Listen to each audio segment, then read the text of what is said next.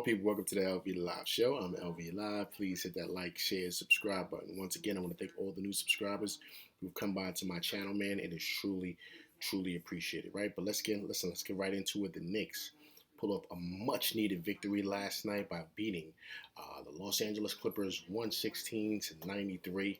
Listen, man, talking about a total team effort. Beautiful game today. And you know what was great, believe it or not, was the fact that you wanted to see how they was going to respond, especially after losing that heartbreaker in Phoenix. You know, you want to see how the team was going to respond based on that.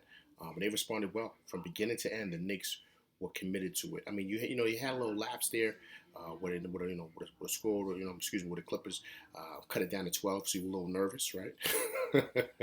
I knew I was because I was saying to myself, here we go again, right? Same old Knicks. But they locked it in, man, and they pretty much had a strong fourth quarter.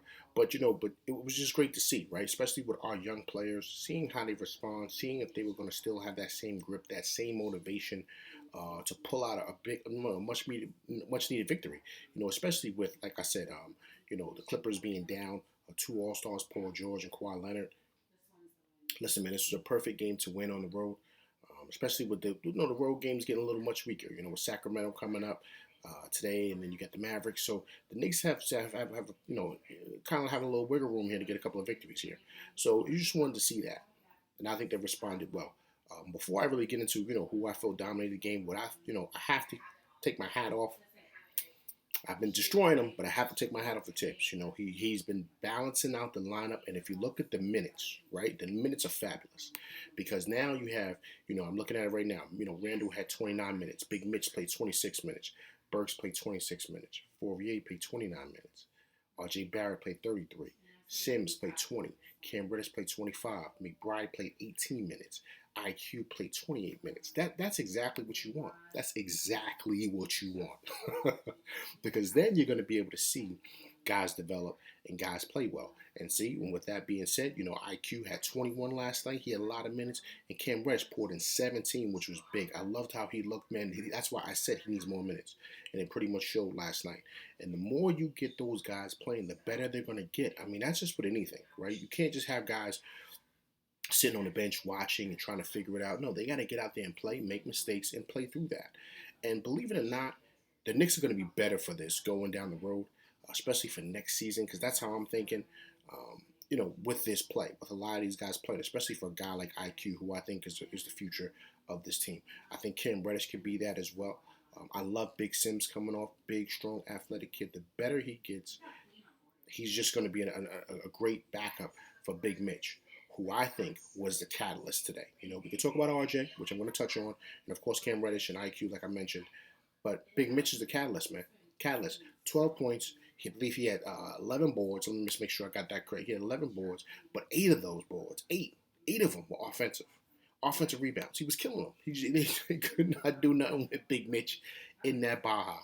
And I'm telling you right now, that's what you want in the league. You want a big, legitimate rim protector who was a monster in that middle, right? That's why Embiid is doing what he is. That's why Jokic is doing what he is over there in Denver, right? Because, there's not too many really good big men in the NBA. Oh, excuse me, Karl Anthony Towns also. Let's not forget about Cat out there in Minnesota. But, those three right there, those are pretty much the top tier big men. But so if Big Mitch can be that next tier or right behind those guys as far as his development, he goes this summer, works on a couple of things like the jump shot. Let's get his form right because he was 0 for 6 from the free throw line, which isn't good. So he's got to work on those things.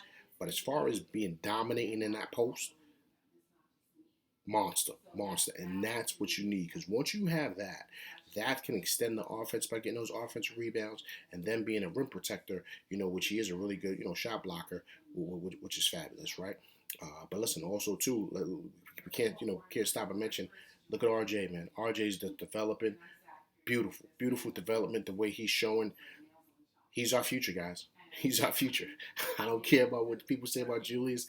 No, Julius has got to take the back seat because RJ's the future, man. The way he's developed this second half of the season is beautiful. 16 points in that second quarter, they couldn't do nothing with him. Now he's starting to understand his game, right? A big part also too, what I love is that he's not shooting a whole bunch of threes. He's going that bar highs. He's taking high percentage shots, which makes him hard to guard. Very, very difficult to check him now. And that also too, he's also, he's going to the right side. He's also making a couple of right-handed layups. He's not always, he's going to go left a lot of times, but he's not always going left. He can finish either way. He has a couple of Euro steps.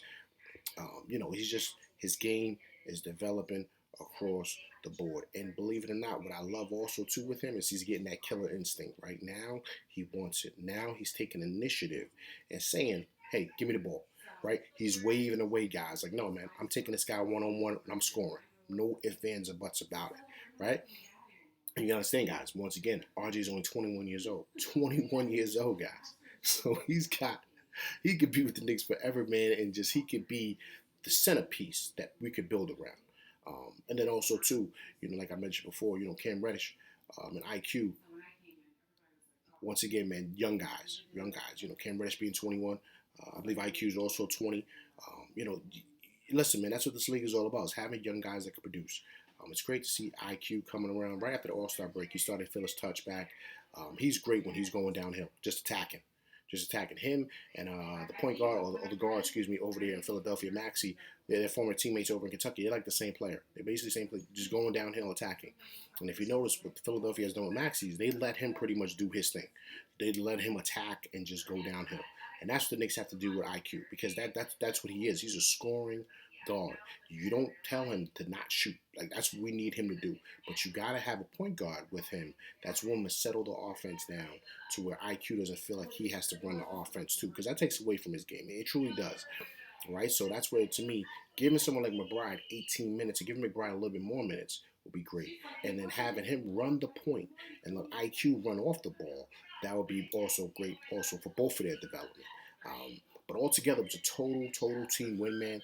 It was beautiful to see those guys really contributing.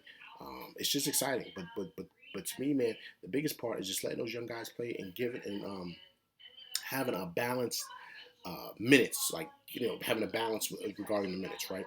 It's good to have everyone pretty much playing, but everyone not like kind of feeling like they're overworked or they're overtired. You're giving the other guys, young guys, a lot of minutes too, to where they're contributing and they feel like they're part of the team. And once guys feel like they're doing that, it's just a team thing, man. Everyone's going to play harder because everyone feels like they have a part to play in how well the team does today, in regards to games. So I think that's the great part about that. All right, but listen, they played today at Sacramento, so we'll see if we can carry this over. All right, but it was a great win for the Knicks last night. All right, but listen, that's my show. I'm LV Live. Please hit that like, share, subscribe button. Hit that like button. Hit that like button, people. All right, once again, I appreciate you guys coming by. I'm LV Live, and I'm out. Peace.